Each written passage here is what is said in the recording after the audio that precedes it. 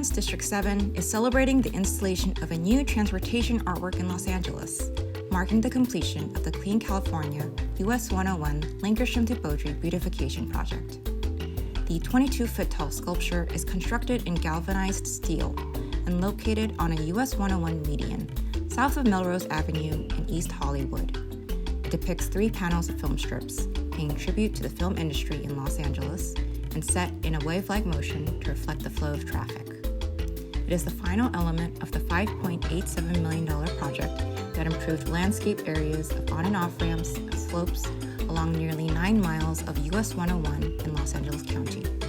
This artwork is among more than 600 individual pieces of public art created and installed as part of Governor Gavin Newsom's $1.2 billion Clean California initiative statewide. Clean California is a cleanup effort led by Caltrans that continues to beautify the state's highway system and public spaces by hauling away mountains of trash, investing in hundreds of local projects, and inspiring residents statewide to transform their communities into places of pride.